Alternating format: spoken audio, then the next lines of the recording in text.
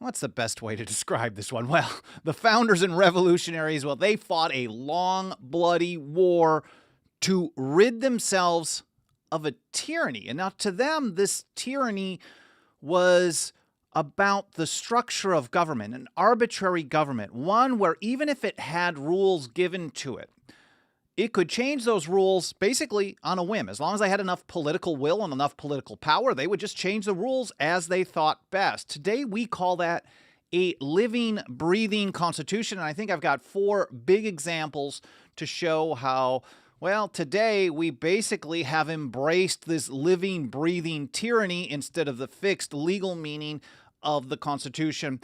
But first of all, before getting to that, a quick hello and a big thank you to everyone who have joined me today. I really appreciate you being here, whether this is your first episode or you've been here for every single one since day one. Thank you so much. And hi to everyone out in the live chat while we allow people another moment or so to get notifications and join us on the live stream. There's Liberty Revolutionary. Good to see you. Tim Martin, Samuel Adams, Haji 54, Dixie Strong, Clay Kent, Dave Simmons, Murray Ray, Alan Hughes, John Milich in Ithaca. There's John Moyer, Sharon Patriot, and everyone else. I know I missed a couple of people because I'm just trying to power right through it and get right to the info. I should mention that before I go through some of the things that I'm going to be highlighting today, that I've got a bunch of different episodes, some original source documents, some current events from Uncle Joe, all kinds of interesting stuff. But if you want to follow along with the things that I'm mentioning, I will include links to all of them in the blog post, the individual post for the episode today. You can find all of our archives and all of our episodes and all the info on this particular episode, all the platforms, and even our membership program where you can support us over at 10thamendmentcenter.com/path to liberty. That's our show homepage. So anyways, let's start out with crazy Uncle Joe. I know a lot of people just want to think he's dumb, and sometimes he has some gaffes, but he certainly is a bad dude because he's in charge of the largest government in history, and they're all bad dudes when you get down to it. So we could say on Monday he had another one of these so-called gaffes, comparing a 9mm handgun with something, I guess, a little bit more powerful, right? Here's the quote, and it's actually on the White House website. Sometimes they edit these or scrub them over time, I think, at least from my memory of actually looking at this stuff. I try to not follow along all the evil stuff that they're doing because I'm trying to focus on the positive stuff of educating people on how to get from where we are today, despotism, to liberty. And Jefferson told us it wasn't going to happen in a feather bed, right? So here's how he put it. A .22 caliber bullet. I know you guys, if you've been following my work for a while, I know you've probably all seen or heard this quote, but let's do it just for posterity, right? A .22 caliber bullet will lodge in the lung, and we can probably get it out, he said. May be able to get it and save the life. A 9mm bullet blows the lung out of the body. I guess we all have the wrong 9mm. Anyway, so the idea of these high-caliber weapons, he calls it, high-caliber weapons is there's simply no rational basis for it in terms of thinking about self-protection and hunting. Now, he's pointing out that it's up to him to decide what you can use to do for self-protection, what you can use for hunting. Never mentions anything about some of the other reasons to have the right to keep and bear arms. He hints at it a bit, basically threatening the people with some tanks and stuff like that, but he doesn't actually acknowledge, and most people on all sides of this kind of debate are just awful when it comes to it because they don't acknowledge the fact that the founders thought it was important for the people to be armed so you don't have to have such a great reliance on a large permanent standing army. Excuse me there. So anyways, he says, I remember the Constitution, the Second Amendment was never absolute. You can't buy, the words are there. You can't buy a cannon when the Second Amendment was passed. You couldn't go out and purchase a lot of weapons. So anyway, setting aside the absurdity, and this whole episode isn't going to be about that. There's other times for that. Now, but setting aside the absurdity of some of the things that he's saying here, he's still making a claim that under the Constitution, there is basically a line in the sand where there can be some level of federal gun control. Something. And the debate goes over that. Well, now they're going to say, well, you could buy a cannon here and you couldn't there, and maybe they were armed here and they weren't there. So there's going to be debates over where that line in the sand is. And for us, if we believe and support the original legal meaning of the Constitution, then we know that the federal government had no authority to regulate and could prohibit any firearm, period. There is no record of any founder or ratifier supporting federal gun bans or restrictions. When they make the comparisons, they go back further in history, or they'll say, well, there were gun bans after the 14th Amendment in the states. There were some in various colonies or whatever around that time, but they never ever can point to an example of any founder ever supporting a federal gun ban. We can get into the state ones another time. Those are all against a violation of your natural right to keep and bear arms as well. So we want to reject those as well. There were none by the Continental Congress. There were none in the Confederation Congress. There were no federal bans in the early republic. From day one, there was a complete ban on federal gun control. And then they added the Second Amendment to hammer that home. But of course, we know that politicians will always ignore, well, they'll look at the document, they'll look at the rules given to them, and then they'll try to twist the meaning of it to expand their own power. They'll try to get away with as much as the people will allow them. Because the bottom line here, and I think the truth is it doesn't matter what crazy Uncle Joe or the previous crazy Uncle Donnie had to say about the right to keep and bear arms. They can do whatever, they can say whatever they want. But if it's not the people going along with it on the level of the millions and millions and millions, and sometimes they switch sides, then it's just words. Words don't enforce themselves. But we know that as long as people continue to go along with this, we have real problems. And we know they will always try to convince the people that what they're doing is right and legal. And it requires, at this point, it requires some intentional ignorance to not try to study this and just blindly obey and follow the politicians. Here's John Williams in the New York Ratifying Convention. He put it this way: ingenious men may assign ingenious reasons for opposite constructions of the same clause. And again, as long as there's enough people willing to go along with his ingenious reasons for opposite constructions of the right to keep and bear arms, of the Second Amendment, of the powers delegated and reserved in the Constitution, then you're going to have real problems. And John Jay put it this way: the knaves and fools of this world are forever in alliance. This was the first Chief Justice of the United States, nominated by George Washington. He was one of the three, well, he didn't do too many of them. He was one of the three authors of the Federalist Papers. This is a really highly regarded legal mind at the time of the founding. And he recognized that the bad guys and the idiots are always working together. And if people want to be blindly dumb, Jefferson once said that you can't have ignorance and freedom at the same time. If the people want to be free in a state of ignorance, they want what never was and never will be. Now, it's not just the right to keep and bear arms, and it's not just whatever president we have. It's not just the Second Amendment. We see this on basically every issue under the sun. Another one that I think is very common where we find this is war powers. Now, under the Constitution, excuse me, under the Constitution, only Congress is authorized to declare war. And that's not, unless it's repelling an actual attack, it requires a declaration of Congress. So instead of following that, what the people have allowed the federal government to do is basically allow the president to make the determination. The president can decide. And then they just say, well, it doesn't qualify as a war. And instead, well, it's something else. It's a police action. It's enforcing a UN resolution, whatever it may be. Now, I covered this in some detail in an episode a couple of months ago, War Powers and the Constitution, an overview. So what they've done is they've taken the original legal fixed meaning of what war is under the Constitution and just changed it and said, well, if you're there for 30 days or 60 days, it's not really a war. If you're only dropping bombs on them, it's not really a war. If you only send a few hundred troops, it's not really a war. So then you don't have to follow the Constitution on that war powers part in Article 1, Section 8. And so the president can do whatever he wants because he's the commander-in-chief. This is totally opposite. This is a living, breathing definition of the power to declare war under the Constitution. And that episode I will link to in the show notes as well, 10thamendmentcenter.com/path to liberty. So the right to keep and bear arms, the power over war and peace, and then, of course, we have the so-called interstate commerce clause, We have something that started out as a power to regulate actual trade and commercial activity that went across state lines.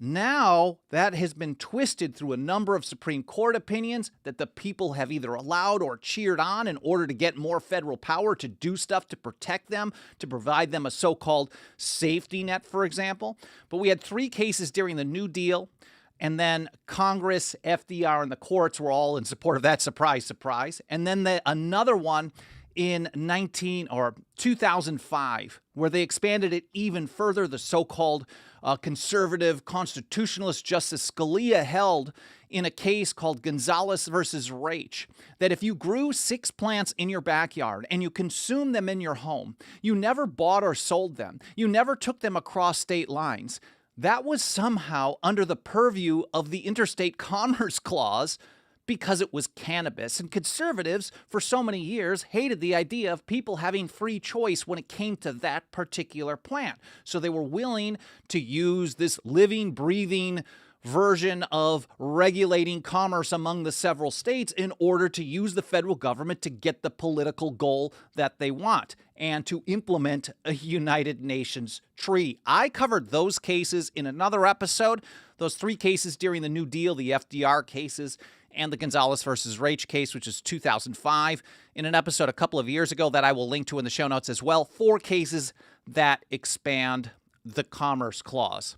And then one of the ways that I think they've really expanded their power, and people have repeatedly supported this, and we have to always remember that when they do these things, there's always, whether it's 50 million or 10 million or 100 million people, there are a lot of people who are not only okay with it, they're begging for more and more and more. And one of the big things that they've done is they've taken the word necessary in the necessary and proper clause and changed the definition of necessary from necessary to merely convenient. So now, as long as government can claim that it's convenient to do something to exercise one of the other delegated powers in Article 1, Section 8 of the Constitution, then they can do whatever they want. And to get to that definition, it didn't take them very long. It happened all the way back in 1791 when Alexander Hamilton flip-flopped on this original meaning of necessary and all of a sudden said it was convenient. And then Justice John Marshall, sometime later, reaffirmed that, and that's been the way it has been ever since. I covered that just maybe 2 weeks ago. What does necessary mean? I've got a lot of other episodes to talk about, and then I'm going to get into a little bit about the founders' view of a fixed constitution here in just a moment. And I think that 1791 is when we really started this constitutional crisis that we're in today. That's when Hamilton flip-flopped, going from necessary to convenient. That's when George Washington signed the First National Bank into law under that precedent. That is what Thomas Jefferson, James Madison, Edmund Randolph, Washington's personal cohorts, we'll call them, in Virginia. He rejected all of his Virginians to go with the New York mercantilist and support this expansion of federal power. And that really was the beginning of the end of the constitutional system, in my view, right from the very start. You could probably even go back to 17, maybe a year earlier or so, but I think that was really the big one that really flipped the whole system off the rails.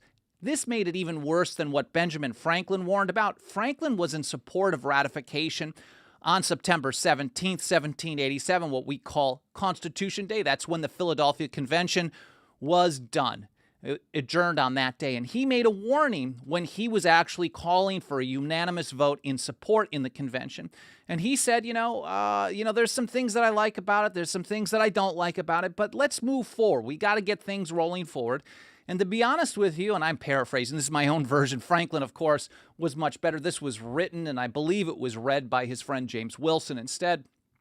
And he said, this is going to end in despotism. It's going to be administered well for a number of years, and it will end in despotism, when the people have become so depraved that that's all that they clamor for.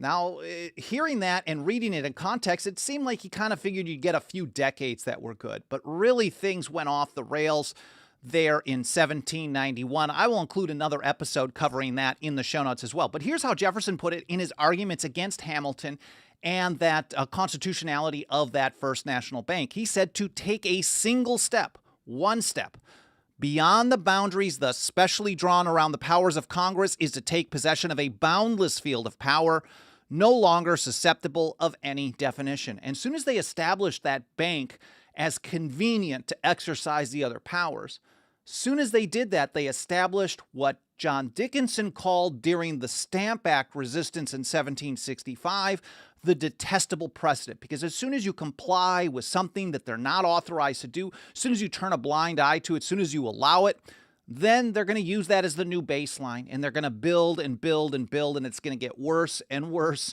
and worse over time. So I think there is a case to be made that even though things have kind of ebbed and flowed, if you really zoom out, we've been in a constitutional crisis, or the Constitution has been out of being in effect. It's no longer been in effect all the way back since 1791. Here's an article that we published a couple of years ago by Mike Meharry. He said, the American Revolution was a constitutional crisis. Even though the colonists, the British, didn't have a written constitution, there was a constitutional thought as well. They called it the Constitution. An act against the Constitution is void, is how James Otis put it in 1761, for example.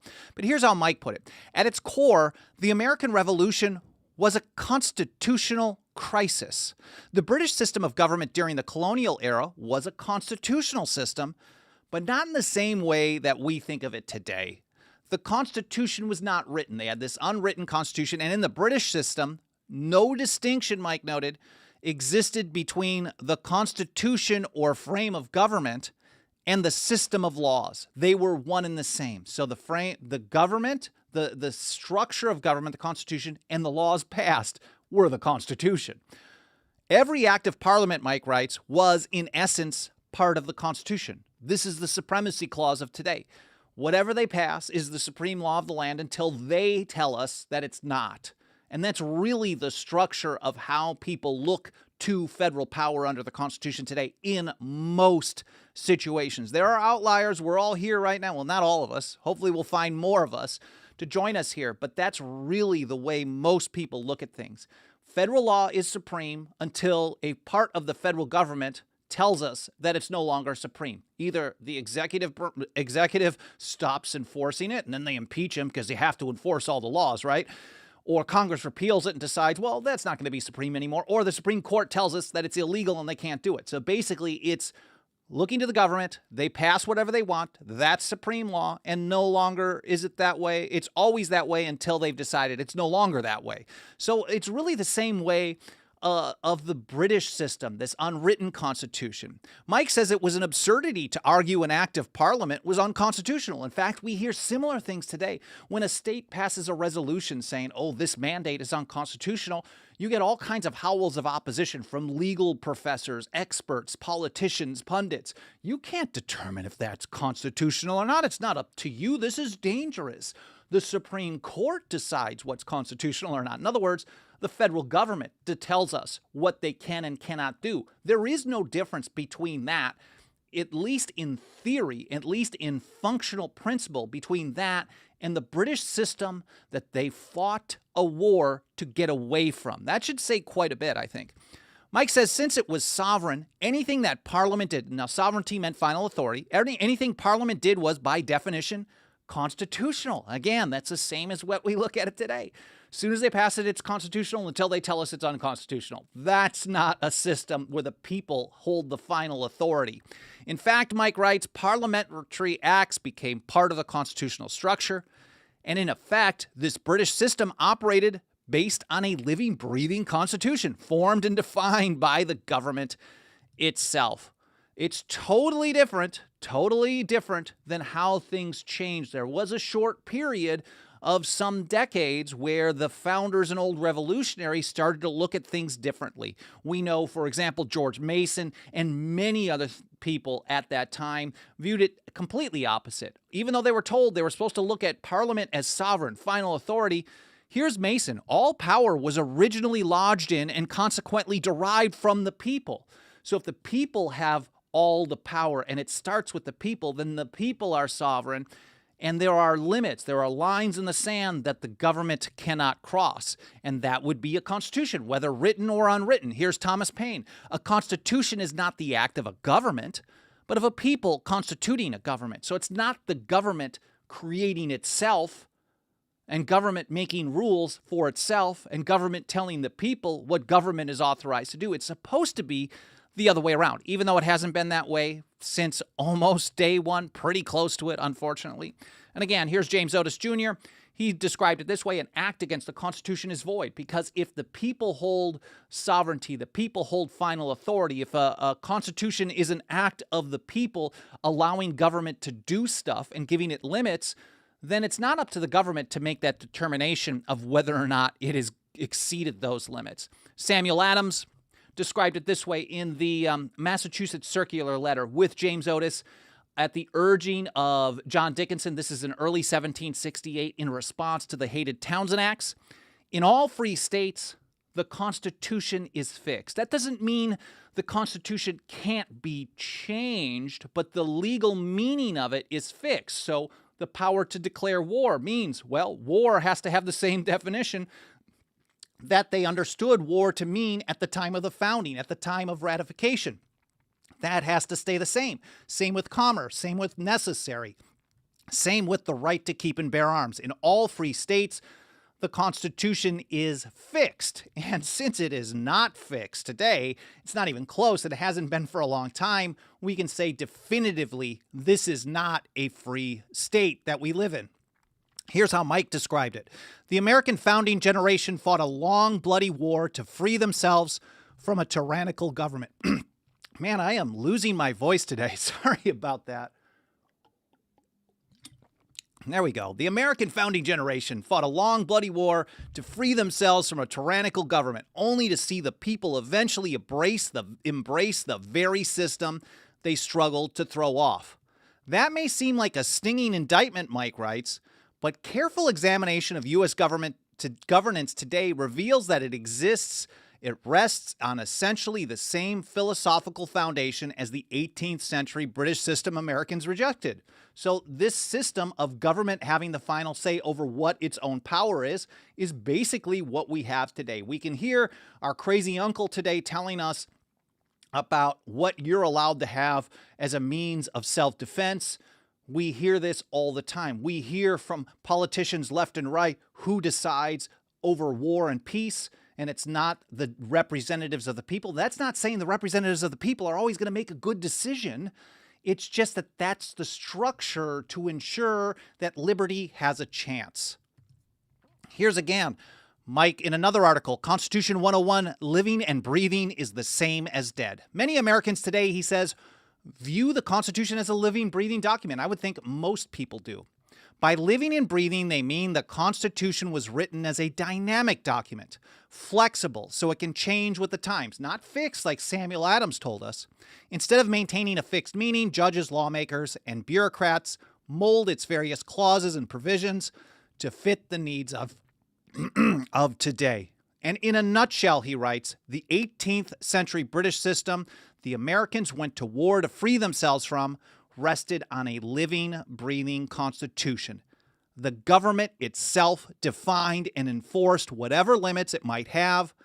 Essentially, this was unlimited in power and authority. Well, I hope you guys found this interesting. It's not really positive news because I think we're surrounded literally. We are literally surrounded by knaves and fools on virtually every issue. When it comes to the right to keep and bear arms and Second Amendment, I mean, basically the vast majority of one side or the other outside of us are either people who hate your liberty, they hate your natural right to self-defense. They hate the Second Amendment. They hate the restrictions on the federal government, or they're so ignorant. They claim to support all of those things, but they're so ignorant that they're proud to support a so-called Second Amendment president who enforced the most federal gun control in history, not once, but twice, and we can say 2.5, almost 3 times in a row. So if one side is that bad and they're supposed to be the good side, you shouldn't be surprised when the other side is going to try to make things much worse and worse and worse. Let me take a look over in the live chat and see if there's any comments or questions I can get back to. I should mention that if you support our work, you support the show, you found this interesting, it's educational, you want to see us reach and teach more people about the Constitution and liberty, its original founding principles, how to defend both when government refuses to, which is constantly, you can join our membership program and help us by putting your financial faith behind our work for as little as $2 a month over at 10thamendmentcenter.com/members. That's all spelled out, 10thamendmentcenter.com/members. ES says, help me write ordinances at a local level to help stop these overreaches. We don't have a lot of time on our hands, but we do have a few pieces of model legislation that you can use. What you're going to want, if you want to Google something, especially on the right to keep and bear arms, the best one that's ever passed, almost every local ordinance or local so-called Second Amendment sanctuary measure that's passed is absolute garbage. It's grandstanding. It does nothing. But if you want to look for Ordinance 510, passed by Little Herndon, Kansas, Herndon, I believe, Herndon, Kansas, in 2013. That's the best one that's ever been passed in my mind. Very straightforward. Tim Martin says, Tom DiLorenzo on the anniversary of the Lincoln Memorial, that the American people are no longer the masters of, but rather the servants of the state is now the true meaning of the Lincoln Memorial. That's a good way to put it. But I would say, I think what happened in the mid-19th century, the Fugitive Slave Act, the resistance to that, the war, all that was inevitable. We were warned it was going to happen by many of the people who were concerned about consolidated power. And then in 1791, the Marshall Court and things like that followed, it really just cemented home that we are going to have a consolidated government. Even if it didn't get to the largest government in history, it just took time, like Benjamin Franklin warned about. And I really think that 1791 is really the year to focus on. Let's look a little further. Otis, my man, Otis, says Haji. That's pretty great, of course. Samuel says a few good judges can make a difference. Well, look, I just think that most people have the strategy backwards. I think it's actually okay. I haven't found anybody that can compel me to vote for them personally, because I'm not a lesser of two evils kind of person. And because I understand the original legal meaning of the Constitution, they're all horrible monsters. But voting the bums out, there's a place for that. There's a place for amendments. There's a place for going to the courts. It's just that people are using this first. And really the way we're supposed to do it is soon as they go beyond the limits of the Constitution, to take a single step, as Thomas Jefferson said, is to take a boundless field of power. As James Otis, Mercy Otis Warren, and so many others told us, you have to resist the first approaches of tyranny. So I would say resist first, sue later. Resist first, vote later. Resist first, amend later. And until the people start taking that approach, until there are enough people who actually support liberty that are willing to do that, and we're nowhere close to it, things will never turn around. But that doesn't mean we can't make small inroads in certain areas. Of course, we cover that, and we're seeing more and more of these small inroads being made, probably more than any time in history, over at 10thamendmentcenter.com/report. That's where we chronicle our annual State of the Nullification Movement report, where we see localities, individuals, and states taking action and refusing to participate with federal acts and programs. So judges can do good things. You want to support the ones who do the right things. There just are so few of them. And we also have to build. Thomas Paine put it this way: the American crisis number 4. I know if you've been listening to me lately, I've been citing this one a lot. 1777. Those who expect to reap the blessings of freedom must, like men, undergo the fatigues of supporting it. Here's someone over on YouTube. I'm not going to say it, but not the screen name, which is funny. But anyways, if we live under a government similar to what we had under the Crown in the 18th century, and I would say the government is actually far worse. They have far more technological advances. They're far more powerful than that government. But the foundational structure is very similar. What does that mean we should do? And I just answered that. Resist first, other stuff later. Refuse to comply on an individual, on a state, on a local level. And you have to pick your issues, because we need good people to stay as free as possible and to lead the effort to show that we can get this kind of stuff done. I see a lot of people playing with semantics by gun grabbers regarding well-regulated militia, say that 2A was never for citizens. The Second Amendment wasn't for citizens. It wasn't. It's just that the issue is that it was to restrict government. We made a tweet yesterday on our 10th Amendment, at 10th Amendment, also TENTH, that pointed out that even if they repealed the Second Amendment, we have to understand this, even if there was no Second Amendment, the federal government would still have no power to prohibit firearms, period. They would have no ability to limit your right to keep and bear arms, because if we understand the Constitution as a document that delegated powers, and everything else was reserved to the people of the several states, there is no power delegated to them to do this.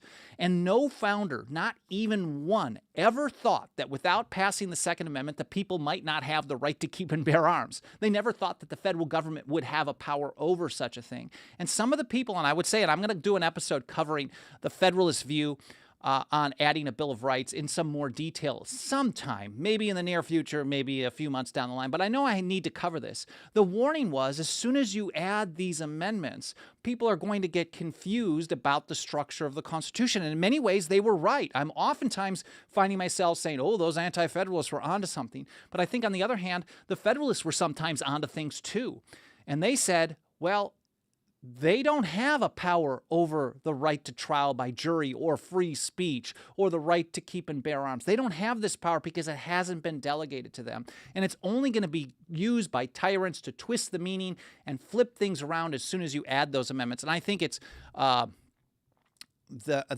important to point out. John Hume makes a really good point over on YouTube. The simple truth is, and I absolutely agree with this, there is no way we are ever going to get the government to follow the Constitution's original meaning. Well, I honestly think it could happen in the future. I don't think there's nearly enough of us who believe in the original legal meaning, who know what it means and how to apply it and how to defend it, who love liberty no matter what government has to say. There's not enough of us.